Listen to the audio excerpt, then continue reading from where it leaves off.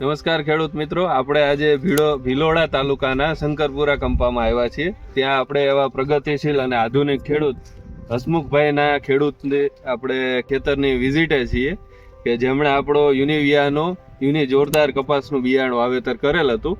તો આપણે એમની પાસેથી જ એમના અનુભવ લઈશું. તો હસમુખભાઈ, તમે શું કહેવા માંગશો આપણા યુનિવિયા જોરદાર વિશે? તો મેં 15-5 વાવેતર કરેલું અને વીઘે 1 થેલી DAP 12-32-16 પાયામાં આપી દીધેલું.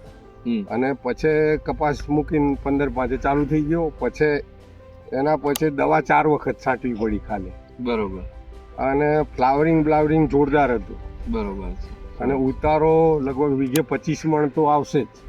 અને આ કાઢીને હું બટાકા વાવી દઈશ. બરોબર છે, સરસ. તો આપણે તમારે જે સ્પ્રે તમે કયો છે કે ઓછા આપણે કરો? 4 જ કર્યા. બરોબર. તો કેવું કે આપણે કોઈ જીવાતનો કે કુકડવાટ નથી ને જીવાતે નથી. મનની શાંતિ માટે 4 વખત છાંટી. બરોબર. 15 દિવસના ગાળે 4 વખત દવા છાંટી. આમાં અત્યાર સુધી આપણે એકાદ વીણી લીધી છે? બરોબર છે. આ ત્રીજી વીણી. હા, બરોબર. એટલે 2 વીણી થઈ ગઈ. 2 વીણી થઈ ગઈ. સરસ. ને ફ્લાવરિંગમાં કેવું કર્યું હતું તમારે? ફ્લાવરિંગમાં સારું હતું. બરોબર છે. જે આપણે યુનિવિયા જોરદારની આપણે કહીએ છીએ કે જે લાક્ષણિકતા છે કે જે સિરીઝમાં જીંડવા અને સિરીઝમાં આપણે ચાપખા આવતા હોય, તો તમે અહીંયા જોઈ શકો છો કે અલગ અલગ સિરીઝમાં ચાપખા આવેલા છે. અને સામેમાં જ્યારે આપણે જોઈએ તો અલગ અલગ કાલા પણ ખુલેલા છે સારા રીતે.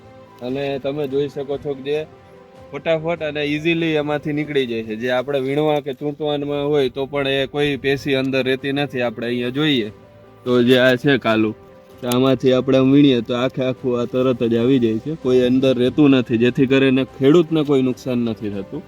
ને બીજી એક વસ્તુ હસમુખભાઈ પૂછવું હતું કે જે હવે માનો કે આ વખતે તો વરસાદ ઘણો એવો રહ્યો, આ બાજુના એરિયામાં વધારે પડતો રહ્યો. જો વરસાદ ના રહ્યો તો અંદાજે કેટલોક આપણે આમાં કરી શકીએ? બીજે 35 મણ મિનિમમ એટલું થાય.